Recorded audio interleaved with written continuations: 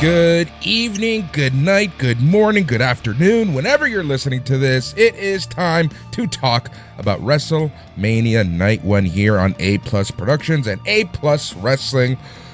What a show it was. What a main event it was.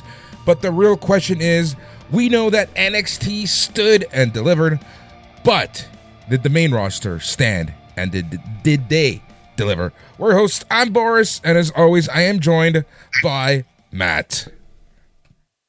Bonjour. How's everybody doing? We hope you're doing well. The internet is big mad, it seems, about WrestleMania 41. Live from Paradise, Nevada, United States, the Allegiant Stadium. That's where the Raiders play now, Boris.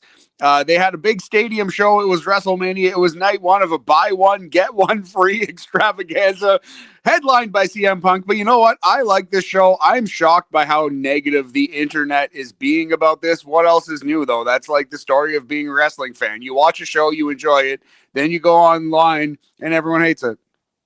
You know what's interesting, though? Like, it's very mixed. It's a very mixed bag of reactions. But what pains me the most is a couple things. Number one, if you don't like it, don't fucking watch it. You can change the channel. You can do whatever the fuck you want. We are living in interesting fucking times right now. All I want is to be entertained. And that's all I try to get out of it. That's honestly all this is. If you cannot be entertained for 3-4 hours, go find a new hobby. Go touch grass. Go do whatever the fuck it is you want to do. You know what's the other interesting thing that I've noticed, Matt?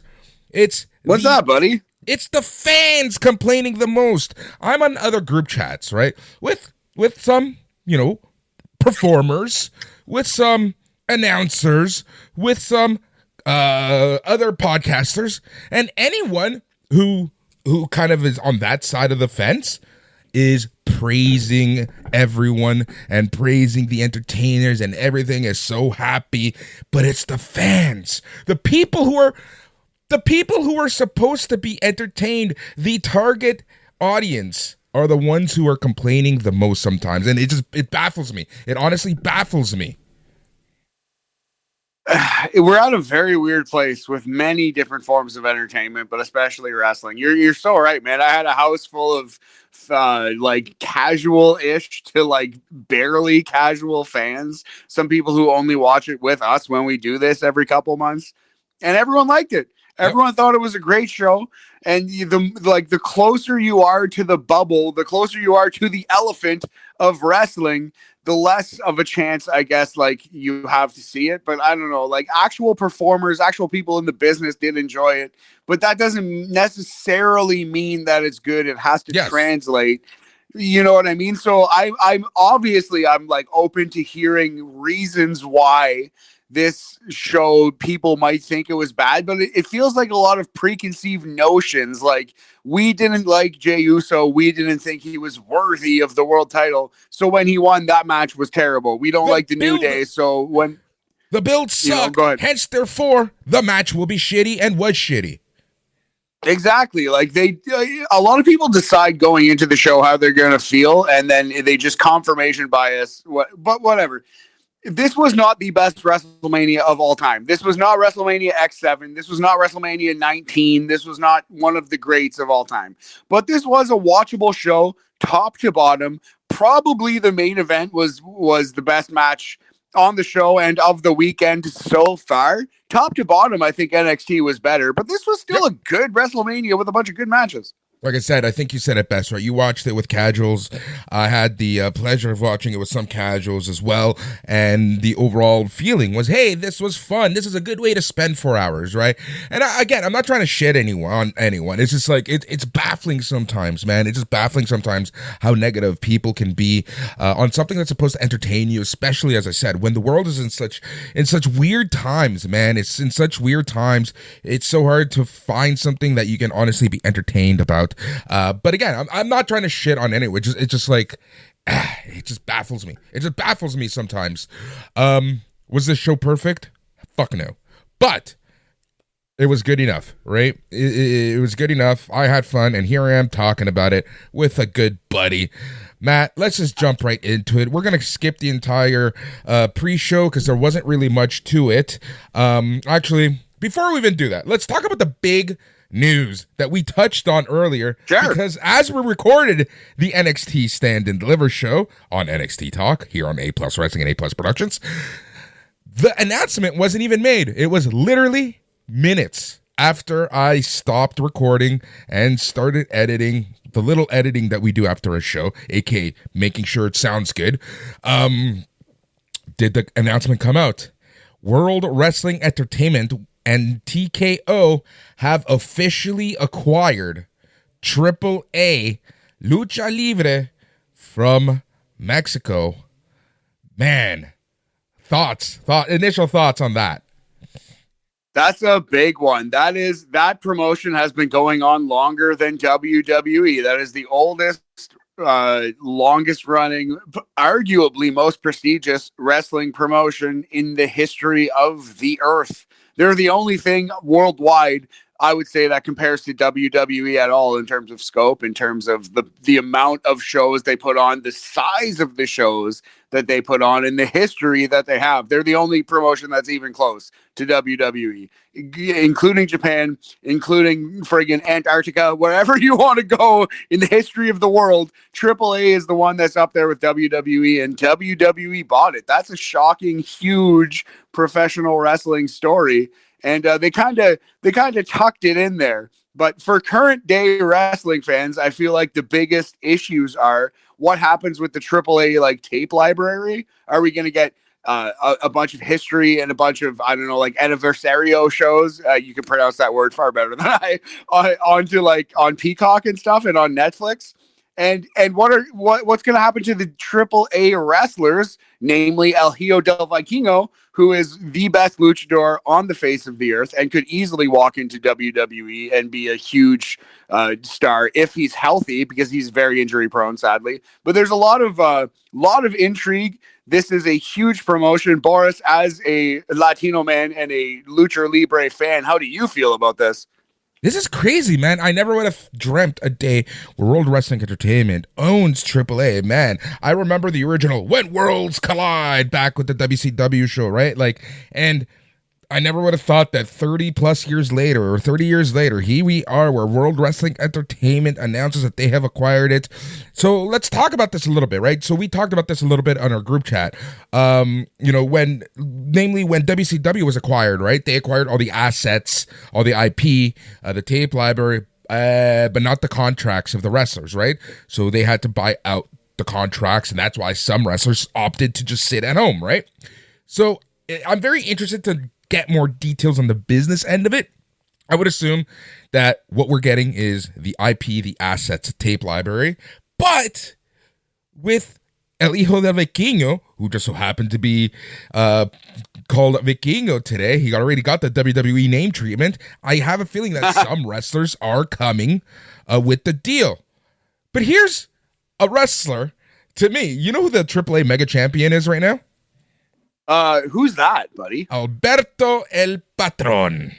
Ooh, getting a little tight around the collar right now. This might be Triple H going into stage and like doing a pull. Do we want to see him? Remember what he did to Jeff Jarrett? What Vince did to Jeff Jarrett? Yes, I do. Getting booed. Does that mean Buff Bagwell's going to get cheered in main event Raw next week? So these are their champions, right? So the AAA Mega Champion is Alberto El Patron. The AAA Latin American Champion is El Mesistas. AAA World Cruiserweight Champion is Laredo Kid. AAA World Tag Team Champions are Nueva Generación Dinamía. AAA World Mixed Tag Team Championship, Mr. Iguana and La Hydra. AAA World Trios Champion is Los Psycho Circus, which I'm telling you they're going to get over if they ever do cross over to NXT. And the Reina de Reinas Champion is Flammer. So I'm very interested to kind of see what this acquisition entails. But honestly, from all the fact that we saw Vikingo, the fact that they had a Chiron for him, the fact that he even got involved in tonight's WrestleMania, I have a feeling that some wrestlers' contracts are coming along with it. 1,000%, and they got the biggest star. That's what's most important. I figured Mariah May would be the one in the crowd mixing it up, but it turns out it was El Hijo del Vikingo. When you said, really, the whole like bold predictions and all of that stuff, right? Man, oh man, I hate this expression. Never would have thought. I hate this expression. My friends and I make fun of this all the time. But it wasn't on my bingo card, Boris. It was not on my bingo card that AAA would be bought by WWE, and on WrestleMania we would see Vikingo. That's actually, to me, though we had a WrestleMania show and we had an awesome NXT show, that's the biggest news of the day for sure. And like true, like real ones know, like the wrestling fans who have watched this stuff, like you mentioned, 1994 WCW was doing crossover promotions with this AAA company. AEW's worked with AAA in the past, but obviously that's gone now. If you remember the Royal Rumble and WrestleMania in 1997, around that time period, WWE was working with AAA, and we got Hector Garza, the senior Garza, rest in peace, and we got Cibernetico and Pierrot, rest in peace. Hector Garza, who was sick. He was a really fucking good, underrated wrestler. But yeah, man, it's just like, this is a world-traveled company. They've worked with New Japan, they've worked with AEW and WWE, and now WWE owns them and their history. That's a crazy turn of events. They've worked with TNA, they've worked with Global Force Wrestling, they've worked with everyone under the sun. Remember International Wrestling Syndicate, IWS, like they worked with anyone and everyone. MLW recently, I think, like, or 2020, 19, 18, something like that. It's crazy, man. This is honestly crazy. And like you said, could you imagine, like, let's be honest, like I don't want to bring AEW into this, but we have to talk about that. Can you imagine being Tony Khan or someone from talent relations waiting on Hijo del Vikingo to come back from injury?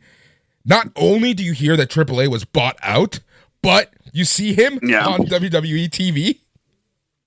That's a tough beat for Tony Khan. I think last time major wrestling fans in North America saw Vikingo on any kind of stage was on Dynamite when he was having that awesome match with Kenny Omega. That was like the last time pretty much anyone saw Vikingo, unless you were watching AAA religiously, which is more Lucha Libre Mexican fans. But I think this is a huge deal for WWE continuing their worldwide expansion. Like, they're going to get a lot of the Lucha fans in Mexico.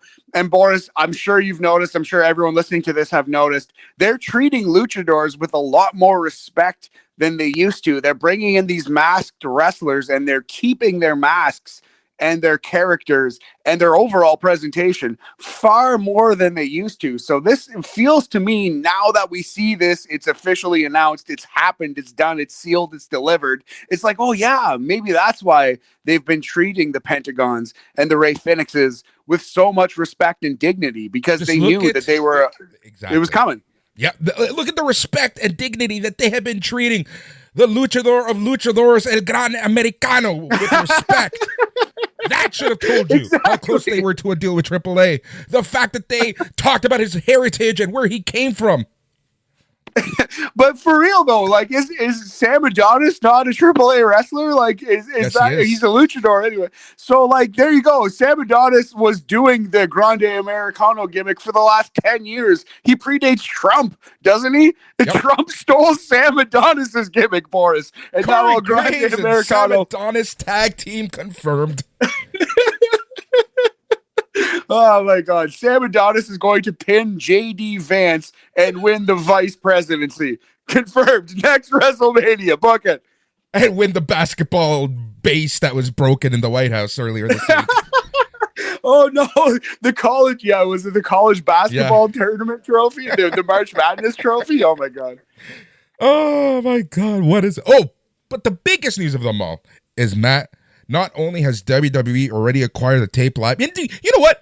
We should have known better. We should have gotten a clue that something was happening when there were rumors and murmurs and confirmation that WWE acquired the Lucha Underground tape library. Yes, great call. That was the canary in the coal mine, Boris. That was the proof that we were sniffing around and trouble was a brewing.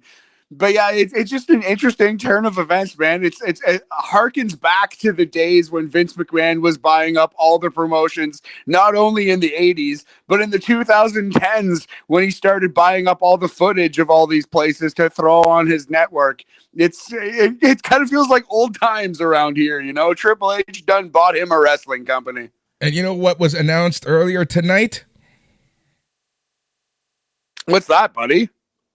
Vikingo has officially joined the Ultimate X match at TNA Rebellion next weekend. Oh, there you go. I'm glad he's healthy, and I hope he can perform at a high level because, as we've already said on this podcast, God bless that man. He's one of the most talented wrestlers ever born, ever. He's such a good high flyer, but he is fucking injury prone. He's what they call in sports a Band-Aid, and I just hope he stays healthy because he's so good when healthy. But I fear his body can't take the crazy risks that he wants to take.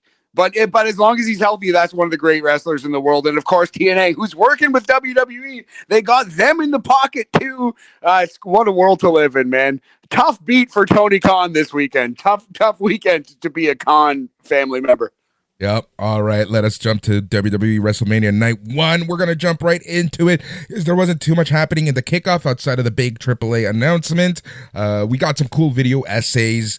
We got way too much Hulk Hogan for my liking, so we're just going to jump straight to the main show. And we kicked it off with the World Heavyweight Championship, Jey Uso versus Gunther. Matt. Oh, Matt. Yeah. Oh, Matt. Boris. Matt. Yeah, buddy. I don't know. Okay, so cagematch.com. Sometimes we like to, or .net. Sometimes we like to read the Cage Match ratings. If you're not familiar, Cage Match is basically Rotten Tomatoes for wrestling. It's a Yelp review for your wrestling match. It's not always perfect. It's not necessarily accurate. Sometimes they're rude. Sometimes they're mean. Sometimes they like a match that they shouldn't for some reason. But generally, it's a pretty good gauge of what the internet thinks about a match. So, everything on NXT was rated highly, like pretty good. Everyone enjoyed NXT. This match, 4.25 out of 10, a failing grade and orange color for that match. That rating is insane. It was way better than that. It was at least 3 stars. It was a passing grade. It was a good wrestling match, guys. Chill. Here's the thing. Again, I think a lot of people went in with that predetermined wanting to hate this match because the build-up was shit, or they don't like Jey Uso anymore because even though they were begging for him to get belts for years, but I digress. This match was probably the worst match that they had. I will admit that. We've seen better from them. It was a very slow-paced, meticulous match. It's not where you're used to from either guy. I will say that. Having said that, this match told an okay story. It wasn't the worst match. It wasn't the best match. And honestly, I'll say it, it was probably the worst match of the night. I'll agree to that. I think it was still good, though. It was probably the worst match of this night, of this show. It was probably the worst match, and it was probably the worst match they had. I think you're right on both of those, and it was still good. Gunther could have a good match with a friggin' broom, with an empty garbage can. He probably has had a good match with many, many worse wrestlers than Jey Uso. Like, this was not Gunther's biggest carry job of his career. PCO you know what was yeah, that's funny. Might have been. The problem with this match is that Jey Uso looked scared a little bit. He looked like the moment was a little big for him, and he looked this way last year when he was fighting his brother at WrestleMania 2. I feel with Jey Uso, maybe, and this is just a guess, I don't know the man.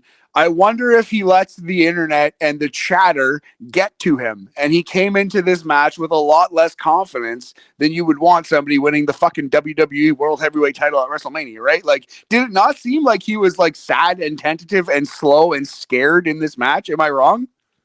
I agree with you. And you know what? Why I will wholeheartedly agree with you? What's been the tone of Triple H throughout this week? The head of creative talking about the internet wrestling fans. Fuck the haters. Fuck the negativity.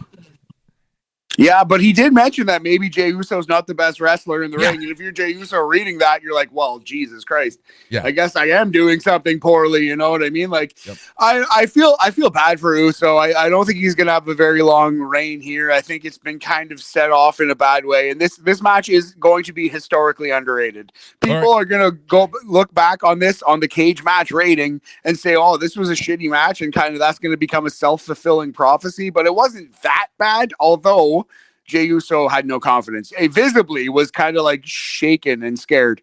Agreed. So Jey Uso hits 3 Uso splashes from the top turnbuckle. He then gets on Gunther's back, puts him in a sleeper hold, puts it in Gunther's own sleeper hold. And what's very interesting is how fast Gunther submitted. Yes. Matt, right call or wrong call for that?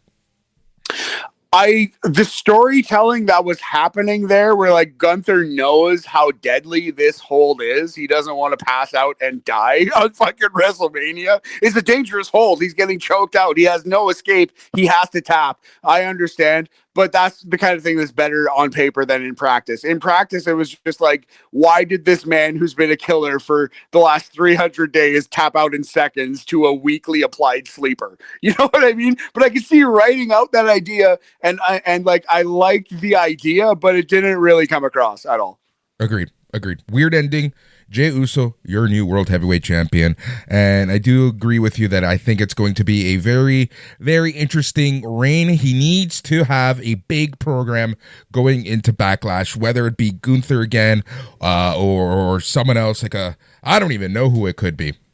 But you know what I'm doing? I'm doing Jey Uso. He's very popular. He got his moment, won his title at WrestleMania. He'll always have that. No one can take that away from him. If I'm Triple H, Jacob Fatu beats this man for this title immediately, and he becomes the Stephanie Vaquer, holding 2 titles, and then he vacates 1, and then he's the world heavyweight champion, the new ruler of the bloodline. He is the rightful successor to The Rock and Roman Reigns' throne, not Jey Uso, sadly. Yep. And in due time, we'll probably see Jeff Cobb versus Jacob Fatu.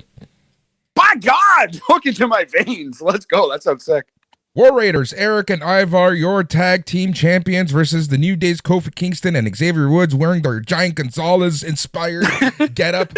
My God. Again, this match, very slow and meticulous. I think this is the New Day style, right? They've changed their style, and they are now heels. They're not going to put on a show for you. They're going to get a win as cheap as humanly possible, and that's exactly what they did.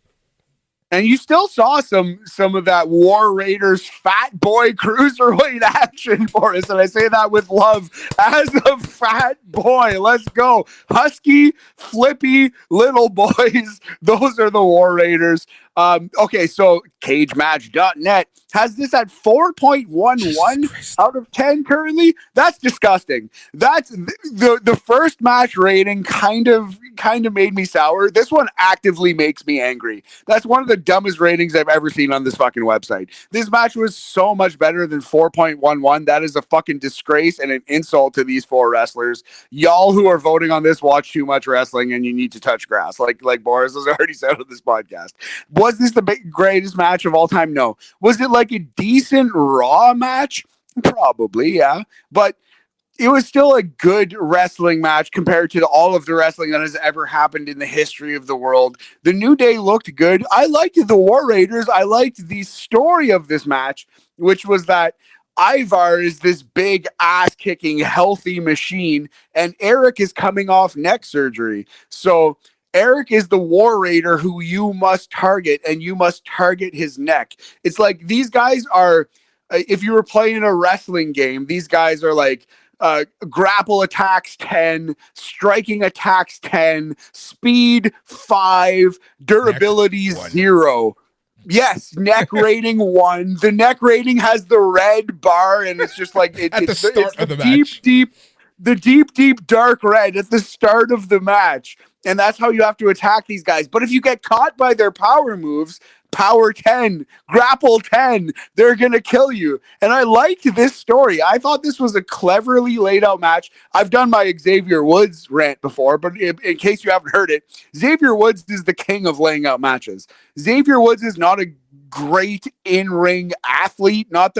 He's not Kenny Omega, but his matches are always awesome. Xavier Woods' matches are always awesome. You know why? Because he plans them out so well. There's twists and turns, a beginning, middle, and end. And it's impossible for Xavier Woods to have a bad match. I have never seen him have a single bad match since the New Day started friggin' 12 years ago. And this continued the streak of good matches. This is an underrated, far better and far more underrated than the first match. I watched this and I was like, oh, we're 2 for 2 WrestleMania so far. And then I saw 4-1-1 and I wanted to throw my fucking laptop through my own window. This is so much better than 4.11 out of 10. Give me a break.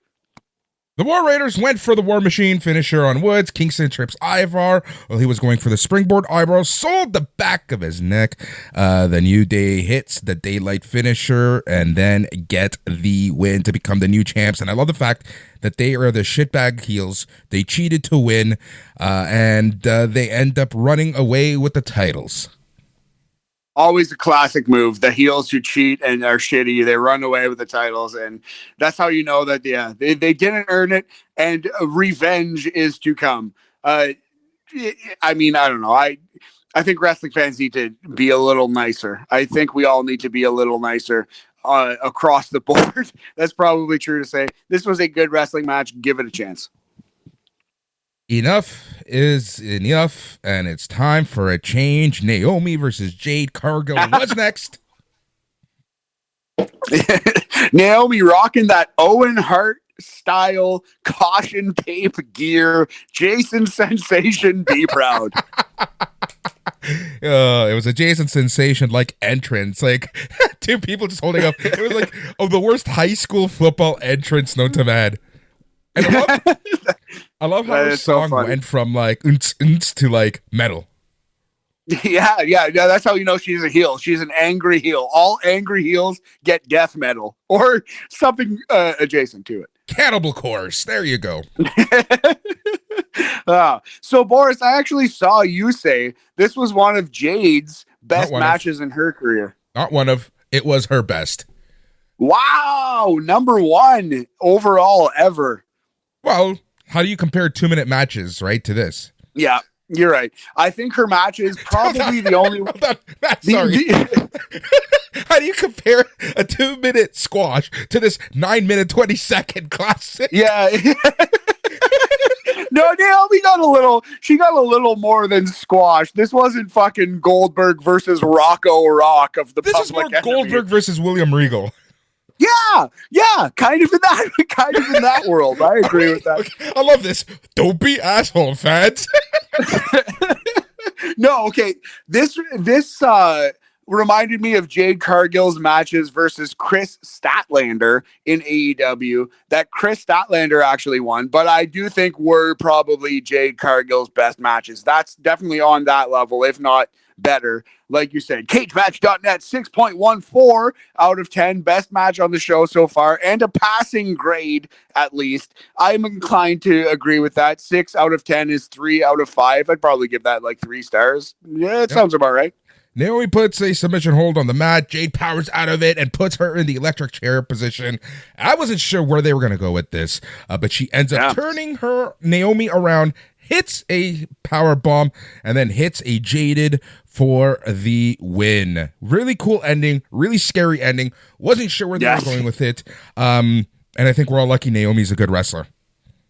Yeah, that power bomb looked iffy. I hope Naomi's okay. I imagine she is, but that power bomb could have been tragic. That could have been a tragic, horrible power bomb that went down in infamy. Alas, it was just a transition to a finisher. Yeah, this was yet another fine match on this fine show. Every match throughout the night got better as they went on, and I will maintain that. LA Knight versus Jacob Fatu for the U.S. Championship. Matt, I really enjoyed this match. I thought LA Knight was great. Something about LA Knight that people always forget. Everyone's like, oh, he's not that good of a wrestler. Oh, his moveset's limited. You know who does all the motion capture for all the 2K games? L.A. Yeah, man. Like this, he's a seasoned veteran. He's been wrestling for what, 20 years, 22 years. He's been doing it for like friggin' like 18, 17, something like that. Like forever and a day. This guy's been putting in work, small indies, up to TNA, up to NWA, finally getting his shot with WWE, working his way through NXT, wrestling everyone under the sun, all different types of wrestlers. LA Knight is he's a technician, but not in the way that Bryan Danielson is a technician. He's a technician in the way that The Miz or maybe in R-Truth are technicians. Like just knowing how to not present how to present a safe but entertaining wrestling match. And LA Knight is a much better wrestler than The Miz, I think. This Cage Match thinks this was the second best match of the show. Currently 7.10 out of 10 on cagematch.net. Again, that seems about right. 3.5. 7 is 3.5 out of 5. That sounds right to me. One of the coolest spots, and it like my brain melted when I watched it the first time, and it was the moonsault turn into the BFT. Yes, yeah. So LA Knight doing his best RKO out of nowhere impression, catches Jacob Fatu back flipping through the air into his BFT finisher. That was definitely the highlight of the match. Best spot and a great near fall.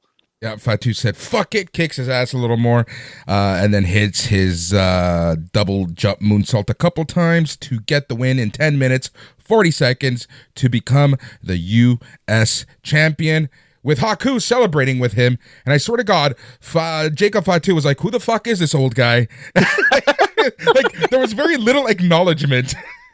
That's so funny. Yeah, they had Haku come down to ringside and give him a hug. And like, yeah, there was vibes of Jacob Fatu. It was like, okay, now leave me alone so I can celebrate, please and thanks. Yeah, I totally agree with that. Yep. Overall, very good match. And it's really the beginning of Jacob Fatu's rise to stardom, honestly. This guy is destined for so much. His reactions were great. And kudos to LA Knight, honestly. LA Knight made Jacob Fatu look great in this match. Not that Jacob Fatu will never look great, but LA Knight really did help. Again, I like this match better than the previous. Yeah, I agree with everything you just said. LA Knight is a better Miz. He's not Bryan Danielson, but this was about as good as you can hope for from these two guys. They really, and man, this is the thing that we lose sight of. Like a couple of years ago, if you would have said Jacob Fatu is going to have a really good match on WrestleMania and he's going to win a title in front of 60,000 people. Yeah, against Eli Drake. Yeah. It's like, think back to MLW Jacob Fatu, you know what I mean? And think back to like even like Eli Drake when he's doing that dumb talk show on TNA and you're like, who's this guy with his good fucking promo skills? And think back to the NWA before Jim Cornette went all racist and Eddie Kingston and Ricky Starks left and LA Knight was there cutting good promos. It's just really cool to see these two old indie veterans mix it up in front of 60,000 people. That's why it's so rewarding and fun to be a wrestling fan. You see these performers grow in front of your eyes. It was so sick to see this moment. I just wish more wrestling fans had that attitude when they watch these kind of things rather than, I want Jacob Fatu to be in the first match. Like, why is LA Knight jobbing? He's buried now. Like, give me a break, guys. This is 60,000 people. It's WrestleMania. It's a great wrestling match. Please try to enjoy this stuff. Jacob Fatu looked good. Second best match on the show, I think. All right, then we went to an interesting match. Rey Mysterio was injured on SmackDown. He had to be carried away. So the other Rey stepped in, and it was Rey Fenix versus El Grande Americano. But before the match started, we got probably the greatest, it beats Rock Austin, My Way video entrance. This was El Grande Americano AI video package. Oh, this was amazing on so many levels. Okay, look, I hate AI. I hate AI with a passion. I think that it's horrible for the environment. I think it fucks over creative people. I hate AI. Having said that, to use it for a heel in this way is actually really smart because I think that is the purpose of this usage of it. Yes, it's the only way that AI makes any sense. It's the only proper use of AI is for El Grande Americano pre-WrestleMania packages. Yeah, this was great stuff. This is where we saw Vikino mixing it up with El Grande Americano, aka Chad Gable, who is playing a luchador and beating these luchadors. How real is Rey Mysterio's injury? Is it the kind of thing where they just advertised Rey and always meant to go to Rey Fenix, or is Rey Mysterio actually injured? He's legit injured. Like, he had to get carried away, like, by security people during the commercial break yesterday on SmackDown. Like, he tried walking, but they lifted him up. Like, he's legit injured. Okay, we're sure he's legit injured, and I'm it's pretty not sure. just Unlike Bailey, which we'll talk about in a little bit. Yes. Okay. Fair enough. Yep. All right. So, as Matt mentioned, Vikingo shows up, gets in the face of the greatest luchador ever, El Gran Americano, and gives him an enziguri. Because, a slap in the face wasn't good enough. He has to give him an enziguri. The match, pretty slow, pretty fast, only 8 minutes long. El Gran Americano uses the metal, puts it under his mask. I love the fact that, Rey Fenix kicks him in the head. But no, he's got the metal, so he hurt his ankle. And El Gran Americano ends up taking control of that. But the end was actually really cool, where he headbutts a flying Rey Fenix, and he gets the 3 count in 7 minutes, 55 seconds. After the match, Vikingo goes into the ring. He checks up on Rey Fenix as Americano celebrates and runs towards the Mexican border. Matt, I have a question for you. Was this match the same match that Rey Mysterio would have had? I think it was probably slightly better, just because Rey Fenix has so much more in the tank. I meant in layout. Yeah. Well, like the beats, the general beats, yes. You know what I mean? Like Rey Fenix did more flippy doos and perhaps a little more like flying around the ring because he is more mobile at this stage of his career. But I do think totally this would have been the match with the same finish. As you said, El Grande Americano loads a piece of metal into his mask like he's the fucking spoiler or something from like 1960s New Japan, which many people in my party pointed out, wouldn't that hurt him as much, if not more? I don't think that. He does sell it. He does give you that. But yes, El Grande Americano hits the Chris Benoit kill your family headbutt. Jesus Probably Christ. Needs a better name. He hits the Chris Benoit Dynamite Kid headbutt with a loaded mask. Boris and pins Rey Fenix 8 minutes. I liked it. I probably. What did you? After the match, I'm just going for it. Let's power through. After the match, Vikingo comes in and consoles Rey Fenix. Matt, here's my fantasy booking for this entire thing. We already talked about this guy, but I have a feeling that somehow, some way, when El Grande Americano unmasks, it's somehow, some way recannoned to be Sam Adonis, and he joins Chad Gable and company. I love that idea. Like the gimmick that they were going to do with the blue blazer before Owen Hart, God bless his soul, passed away. And they kind of did with Coco Beware. Well, where the man under the mask is multiple people under the mask. Boris, I love that idea. They have to do it. I hope they do. Because I have a feeling, think how awesome American Made would be in this climate in AAA. Yeah, that's a great call. That's such a great call. And it seems like they haven't, I mean, it's very young. They just announced the partnership, the acquisition. But I imagine WWE is still going to run a couple shows in Mexico under the AAA banner. You know what I mean? Yeah. So I can definitely see that. And I can see WWE wrestlers, mainly NXT wrestlers, making the jump, but having something like American Made would just be awesome, just because of everything. Like, it just makes sense, especially with this story of Chad Gable and the Luchadors and all that. So we'll see what happens. Yes. Very interesting. I'm still blown away. Again, not in my bingo card for this weekend, having El Hijo del Vikingo not only appear but get involved. Yeah, throwing kicks at his opposition. Yeah, it was actually sick to see Vikingo on WrestleMania. CageMatch.net Boris 6.05 at this exact second out of 10, 3 out of 5. Seems about right to me. Shawn Michaels announces the attendance, and write this down because we're going to compare this with tomorrow because they called this a sellout. So if this number changes, we know WWE, which we already know they are, is full of shit. 61,467. WWE lie? I don't believe it for a second. All right. Tiffany Stratton versus Charlotte Flair for the WWE Women's Championship. You know what bothered me the most about this match? What's that, buddy? I couldn't tell the difference between the two at times because they were wearing such similar get-up attire. Like, this was so weird. This is just so weird and awkward.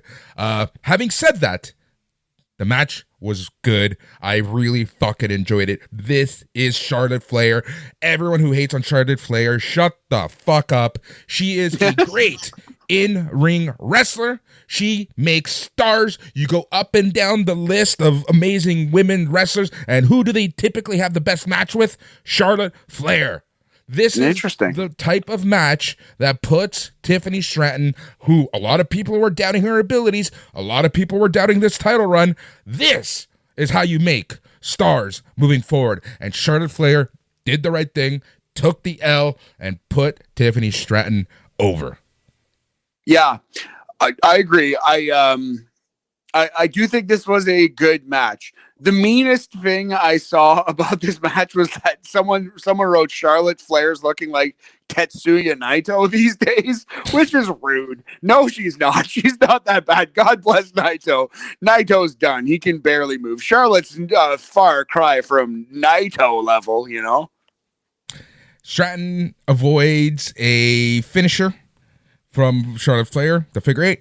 She used an Alabama slammer to send Flair into the corner of the ring.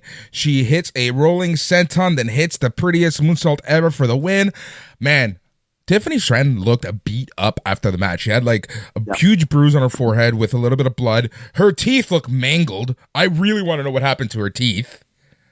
Yeah. It looked like Charlotte hit her pretty fucking hard in this match. There was like a certain sloppiness, maybe is the word. It wasn't as clean as some matches you see in 2025, but it felt like a fight. That to me added to the match. I really liked that it felt more like a fight. It felt like two performers who didn't get along trying to beat one another in an athletic contest. It didn't feel like two friends doing a dance. And that's the kind of wrestling that I personally like, Boris. Yeah.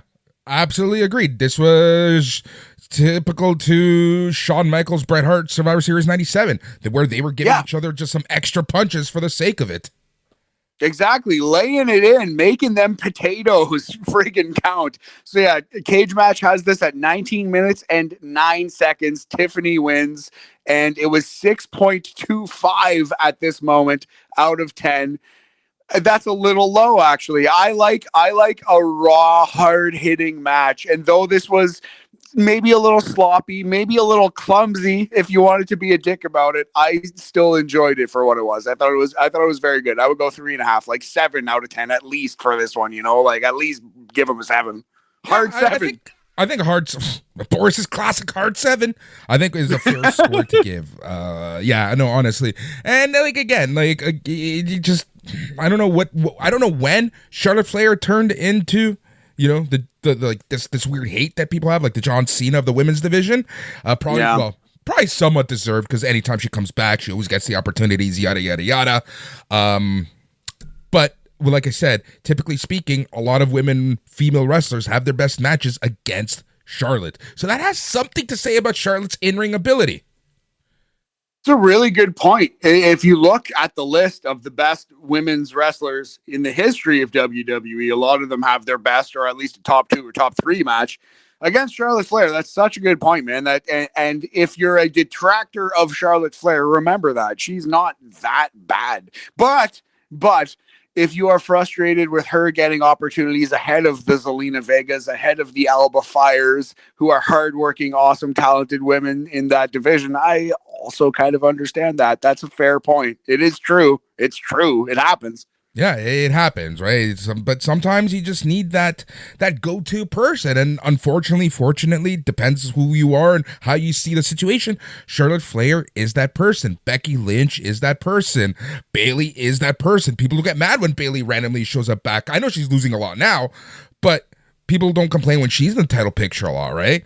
That's a really bad example, but you know what I'm trying to say. Yeah, a lot of it, honestly, is the last name, the famous last name. And people think she's a Nepo baby, but she's, I mean, like by some definition of the word she probably got more chances to make it because she is a Flair. But at the same time, she's more than earned her keep at this point. And she did the right thing. She laid down and Tiffany Stratton beat her in a huge match, in a huge moment at WrestleMania, though she did beat the shit out of Tiffany getting there. Look, David Flair didn't get a title chances, right? Like, true.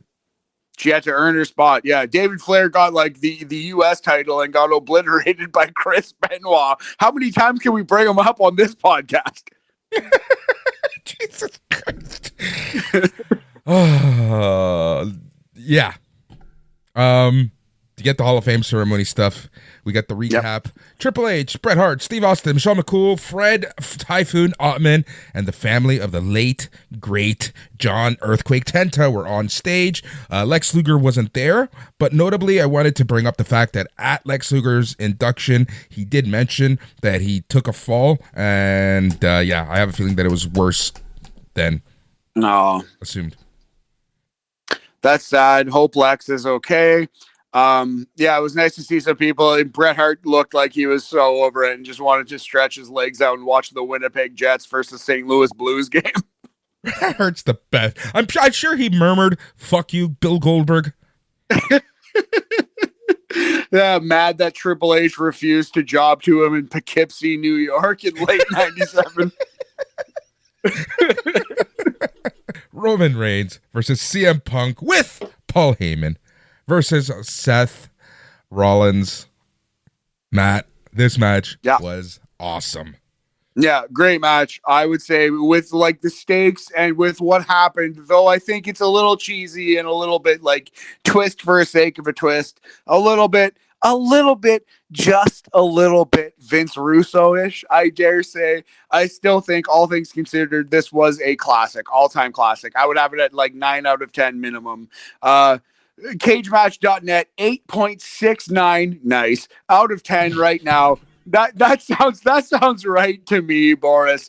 This was a great wrestling match. All three guys performed well. CM Punk with tears in his eyes making his WrestleMania main event entrance. If that doesn't warm your heart, you're probably Matt or Nick Jackson. Or Danny Granger-Ert. This is the text. I'm going to call him out on this one. Wow. Our boy, the Sharpie artist. Hold on. Well, where did he put this? Fucking hate Punk. And then he's like, wow. And then he's like, he's a tool. I always forget that. I don't know why, but he's never liked them. Interesting. I've always liked CM Punk, even through the darkest days. This fire burned always, Boris. I like the guy, but he made an ass of himself a couple times for sure. I guess I can understand that, but again, I will default to saying that if watching that man come down to the ring while in living color played his fucking theme live, if that didn't warm your heart, you are dead on the inside. Here's a Boris Easter egg that he noticed went away, and Dax Xavier Josiah confirmed the trunks that CM Punk wore tonight were the same trunks, or at least similar in design to the trunks that CM Punk wore on Raw 1000 when John Cena cashed in and failed. That's awesome. I was going to say, I'm pretty sure you can look this up. In his ECW debut, the yellow trunks with like the white stars and the black lining, I'm pretty sure that's what he wore in his first ever WWE match. It was also. So there you go. Those trunks obviously mean a lot to him. And that's why like CM Punk is great. He throws those Easter eggs at you. You know what I mean? He's something of a voice of the voiceless, Boris, you might say. A But let's get into second this city match. saint. Perhaps you might be so bold to say, but no, I like this. This was by far, by a grand chasm, the best match on the show. Tell us when we're telling lies. Oh, fuck, we're having way too much fun with this episode. Oh, I love it. Yeah, this match was great. Again, Matt, this continues the trend of the new multi-person layout, right? Where they were kicking each other's ass constantly. That's such a great call. It's no longer like your turn, my turn, your turn, my turn. They really work hard to get all three combatants involved the whole time. Sometimes you're going to be on the outside of the ring selling. That's just the way wrestling is. That's just part of the business. But for the most part, they really want the main characters to be in the ring, to be doing things at all times. And they work really hard to have all three parties interacting with each other. And sometimes the fourth party on the outside, in this case, Paul Heyman. Roman Reigns jumping the guardrail and taking out half the crowd was awesome. I was very scared for that one, but that looked so cool. Couple lawsuits waiting to happen. Well, we can let Roman's new best friend Donald Trump pay for those, though. Exactly. But yeah, no. This was a very well laid out match. Matt, do you want to talk and do you want to take how they laid out this ending? Yeah, okay. So basically the ending is all three men down in the middle of the ring. Paul Heyman gets a chair. CM Punk and Roman Reigns are both looking at Paul Heyman on the outside. Paul Heyman slides the chair to CM Punk, and Punk is so happy. Paul has sided with him. And as Punk cocks the chair back to swing it at Roman, Paul Heyman low blows CM Punk. By God, he's turned on his best friend, and he hands the chair to Roman Reigns. And as Roman Reigns cocks the chair back to swing it at Seth Rollins, he turns on his tribal chief, Paul Heyman, low blows Roman Reigns. After low blowing CM Punk, he turned on both of his boys, handed Seth Rollins the chair. Seth Rollins defeats CM Punk to win this match. Shocking turn of events, Boris. We called this. We called it. I wasn't quite right getting there. I thought that Paul Heyman would stay with Punk personally. I did call Seth Rollins winning this match. I think that was kind of obvious because he needed it so much more than the other two. He needed it badly, and the other two didn't need it at all. It was clear Seth Rollins was going to win this match. I really didn't think they were going to do this Paul Heyman turn, though. I really didn't think they were going to do it. It's now incumbent on Paul Heyman to cut a good promo to explain this, which I'm sure he's capable of. He's fucking incredible on the mic. But he's got to explain it. Like, he's got to explain that Seth was my friend in all this. CM Punk and Roman Reigns used me as a chip. I'm not a pawn. I'm not a fucking, like bargaining chip to be thrown around between two guys with huge egos. I'm a fucking human being, and only Seth Rollins saw that. That kind of thing has to be where they go with this story, because just on the surface, it doesn't make a lot of sense. But I'm willing to buy it. I'm willing to buy it pending what will probably be a good Paul Heyman promo, because every Paul Heyman promo is a good promo. Exactly. And now that with that said, man, this is very interesting. Are they going to have two back-to-back nights with cluster Fs of an ending? Like, are they going to do that for WrestleMania 41? Maybe. And we might be at that point with WWE and their storytelling where the big shows are so intricate that we do have almost TNA style endings with all these run-ins and all this intrigue and drama, etc. But also maybe Cody Rhodes just pins John Cena clean 1, 2, 3, and that man goes to make movies for the rest of his life. Yeah, exactly. There you go. That is WrestleMania 41. Matt, thumbs up or thumbs down? I mean, thumbs up. Again, I am blessed to watch this with people. Friends come over. We have a good time. We make a big spread of food. We watch this wrestling show. We all have a blast doing it. Like, it's the best way to watch wrestling. If you can do that, please do it. And in that setting with some casual fans and some people who aren't on the internet all the time bitching about wrestling, I thought it was a great show and I had a lot of fun watching it. Absolutely, absolutely, absolutely. That's and Matt, what was your match of the night? Definitely the main event, although everything was good. Literally every match, including the New Day, including Jey Uso, was good. But easily the triple threat main event, CM Punk versus Roman Reigns versus Seth Rollins, was the match of the night, in my opinion.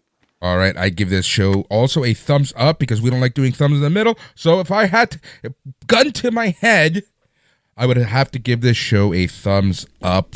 And I agree with you also that the match of the night was the triple threat main event. Really did enjoy that. Let's turn things over to you, the listener, because this show is all about you, the listeners. Thank you so much, as always, for participating in the chat. We had a great response tonight. Obviously, it is WrestleMania, but we just love chatting with you. Best place to do that is going to facebook.com and searching for A+ Wrestling. All right, we're going to start with Justin Das. He says match of the night was CM Punk, Roman, and Seth. Agreed. Wildly for it. Agreed. Agreed. Sarah Graham says better than I expected. I agree with Justin. The triple threat was match of the night. There you go. Yeah, a lot of people made their mind up on this WrestleMania before they watched the show. But I agree with Sarah wholeheartedly. Better show than I expected. Better main event than I expected. Sal Greco says Jacob Fatu versus LA Knight was a good match. I mean, obviously, it definitely was. LA Knight versus Jacob Fatu was great. I do wonder what's next for both of those guys. Actually, we haven't really mentioned it at all. But where does LA Knight go from here? He's like 40 now. He lost his U.S. title. Are they going to push him to the main event, or is he just kind of going to be that gatekeeper guy in WWE? I think he's going to be a gatekeeper guy. Yeah, I think you're right. All right. Jay Lambier says this: triple threat definitely made the show, and that Heyman triple cross was an added bonus. The Gunther Jay match lacked the storytelling and struggle that was needed, and Gunther tapped out quickly like a jobber, which left Jay's win a bit anticlimactic. Tiffy was the right winner, but that match was a bit of a clumsy mess. Naomi did a good job getting the match she did out of Jade Cargill, even though that powerbomb spot was almost botched and could have gone horribly wrong.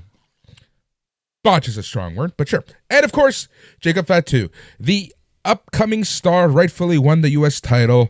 Fatu is on his way to babyface land, and it's very difficult to hate this guy. Pretty good WrestleMania Night 1, despite the shortcomings. The go-home shows, however, were total snooze fests. Yeah, every word. I think there's some wisdom in there. You can agree with all that. Jacob Fatu possibly was the star of this show. The ending to the Gunther Jey Uso match, maybe that was the problem with it. Maybe like Gunther tapping out so fast, kind of just. We all know wrestling is predetermined. It's fiction, but Gunther tapping out that fast felt fake. Boris, and you never want that big old F word in there. It felt fake. It did not feel believable at all, you know? Yeah, again, I feel like they got to put a microphone or some promo, some digital exclusive explaining why he tapped out so soon, saying he didn't want to like hurt himself for a peon like Jey Uso. He knows he can beat him anytime, anywhere for his belt back, right? Something like that.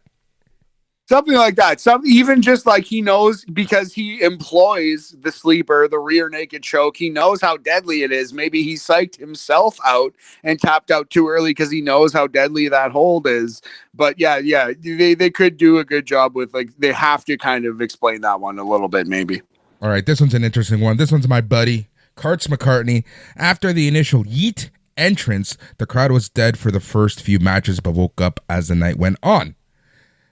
The emergency, emergency make the set bigger, end quote, to move tickets cluster.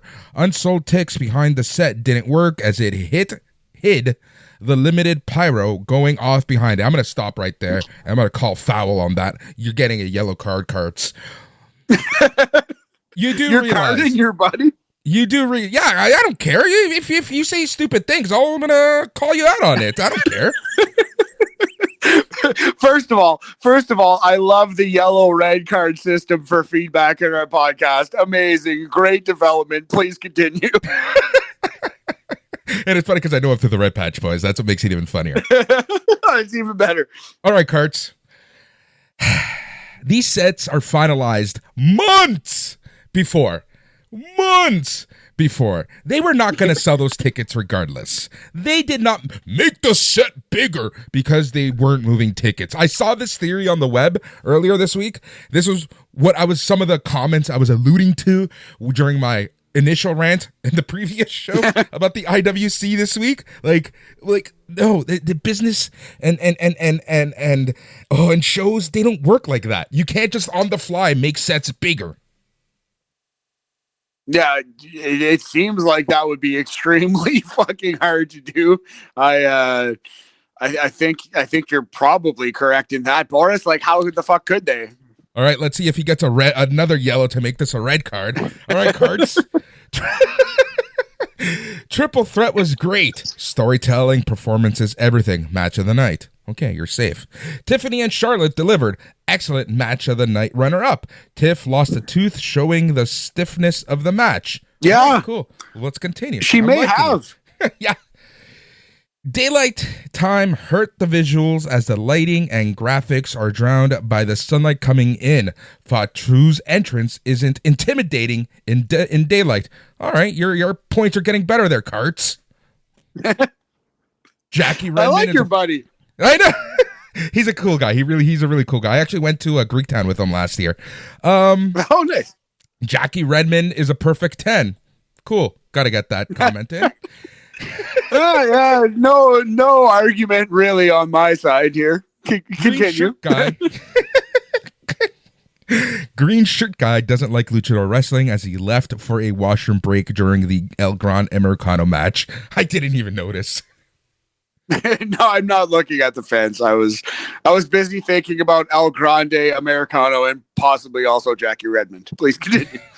They ran the wrong graphics twice, going to replay and showed Survivor Series War Games instead of the WrestleMania graphics. Okay. This gets better. Naomi's entrance was awful. Two guys holding a paper for her to walk through. Bush League. It was a little Varsity Blues-ish. It wasn't the coolest entrance we've ever seen in WrestleMania, but I don't know if I'd call it Bush. This was, yeah. And he ends this off by saying, enjoyable watch. Main event left the show on a real high, plus Tiff Charlotte, which make up for a lackluster start overall. Okay, overall, good comments. Thank you, Karts. Outside of that, emergency, make the set bigger crap you said. Come on, Karts, you know better. You know better. You've worked in production. Maybe. You've worked in production. I think that's probably a bridge too far, but hey, maybe we're not backstage. We don't know. Maybe it was like some green monster seating situation where they did tack it on in the last minute. But no, I was kind of waiting for Mark McGuire to sock a few dingers over that Jumbotron myself, Boris. And they did you notice that the stage even had like couches and VIP seating on them? I want to know how much that cost. That's probably a fucking big ticket, no doubt. But that looked like a pretty solid way to watch a WrestleMania. All right, get your yellow cards ready because here comes Blaine. We love you, Blaine. We really do. We honest to God. Yellow, red. Sorry, please continue. Blaine says, had this not been a WrestleMania, I'd have probably been a lot more open-minded. It just felt like a regular PLE with extra matches on it. Gunther versus Jey was about as exciting as their feud has been. It started to pick up a little near the end, but I felt that they could have milked the submission a little more. I was expecting a hold on, let me see what he says here. Okay. I was expecting a Chung-Li mate type conclusion in Bloodsport, though what we got was Jason Biggs in American Pie. Jesus Christ. Chill, Blaine. I respect the reference, and it did make me laugh out loud. So I will pocket my yellow card, but my hand's on the yellow right now, Blaine. My hand is on the yellow. At least all the right people went over, though. Jade should have squashed Naomi in 8 seconds. They gained points with Right? Yeah. They gained points with the Vikingo appearance and El Gran Americano's entrance, but the last two matches were the only ones that felt WrestleMania quality. Okay. I respect that. Okay. Yeah, same. Fair. I'm almost tempted to vote Charlotte versus Tiffany as match of the year because they nearly made me forget about their awful feud. Tiffany needed to win that match. Fuck. Again, like this is why like we love and are perplexed by Blaine, because that's a very funny thing to say. He's a very talented writer, thoughtful guy. But some of the fucking opinions that this guy pulls out are just like that. Where does that come from? No, that's not true, but that's fucking hilarious. Tiffany needed to win that match, and I'm so glad that she won convincingly, or her career would have been on life support. People can say what they want about Charlotte, but nearly every woman on the roster has had their best match with her, and Tiffany can now be added to that list. Finally, some sense out of this guy. Not really much to say about the main event. I think most people predicted that exact ending and it left us wanting more, which is all we can ask for. Interesting. Yeah, you know what? Overall, I agree with a lot. I agree with most of this, actually. That's funny. Like, as soon as he says the thing that I said, he's a genius. No, I totally agree with you and him on a lot of it. We're all on the same page on most of this. We just sometimes get spicier with our opinions, but that's wrestling fandom, baby. That's the way it goes. You got to out hot take the next guy to prove how smart you are, Boris. That's what it is, right? That's why I love wrestling fans, and that's why I particularly love the A Plus Productions group, because everyone's got their opinions, and I mostly respect everyone's opinion. But we're not assholes about it. Right? Like mostly, I feel like we try to be inclusive, and sometimes you can mix it up and argue with people, but I feel like we try to be respectful and inclusive of all people, and I think we do a good job of that. Slam's very own John Powell said, didn't feel much like a WrestleMania show except for Fatu and Night and the main event. There was nothing that felt beyond the norm, which is what Mania was supposed to be. It wasn't bad or anything. It just wasn't noteworthy. There were, that's a fair criticism. There were some noteworthy things. If you really break it down, Vikingo showed up, the triple cross, as our listeners have said about the Paul Heyman thing. Tiffany Stratton got a big clean W. Jacob Fatu crowned with his first singles title in WWE. But yeah, no, I largely know what you mean. If you compare the normal, like 1985, go back to WrestleMania 1. If you compare WWF All-American Wrestling, was it even Superstars? I don't think it was even Superstars, right? It was like All-American Wrestling or whatever it was in 1985. The normal episode of that compared to WrestleMania, there's a huge gap of difference. If you compare WWF Superstars 1987 to WrestleMania 3, huge gap of difference. If you compare Raw and SmackDown to this WrestleMania, it's not that much difference, honestly. And this is what I was saying, right? We're so spoiled as wrestling fans that the weekly TV is so good and significant, and the matches are great, and you can find weekly match of the year contenders. Not really, but I'm just trying to make a point that they really need to go out of their way to make these shows huge, and that's a really hard thing to do. Yes, the bar is set so high, and these people are so athletic, and we've seen so much as wrestling fans that really it is hard to top themselves over and over and over. And that's why we get things like the triple Paul Heyman turn in the main event, which again, I must stress I did like, but it was a little crazy. It was a little wacky, and Paul Heyman's got some splaining to do, Boris, you see. Yep. Thank you so much to everyone for leaving the feedback. Again, we really do appreciate it. We really, really, really do. We're just trying to have some fun here, have some lulls while we talk some wrestling. Let's quickly go through the Night 2 card. We got the Undisputed Championship match, Cody Rhodes versus John Cena. The Women's World Championship Triple Threat, which is opening the show, Io Sky versus Rhea Ripley versus Bianca Belair. We've got the Intercontinental Championship Fatal 4-Way, Braun Breaker versus Dom versus Penta versus Finn Balor. We got a Sin City Street Fight, Damian Priest versus Drew McIntyre. We've got AJ Styles versus Logan Paul. We've got Randy Orton versus TBD. Real quick, who's your money on? Well, they have announced a date for Aleister Black, and it's not That's tomorrow. It's they not did. WrestleMania. That's what Aleister I Black. mentioned. Yeah. Yeah, Yeah. sorry. Aleister Black appears to be. Yeah. No worries. So, yeah, I don't think it's going to be Aleister Black because the spooky, scary vignettes they've been showing says that this spooky, scary character that's coming is coming next. What is it, SmackDown. Friday, right? Yeah, next SmackDown. Friday on SmackDown. 4/25/25. April 25th is Friday. So I guess Rusev, I guess Alexander Rusev on a tank is coming out. That's my guess, I guess. You're right. With his tank. Yep. Apparently Lana signed too. And the final match is for the Women's Tag Team Championship, Liv Morgan and Raquel Gonzalez versus Lyra Valkyria, and to be determined because earlier in the show, someone took out Bayley. Matt, is this the return of Becky Lynch?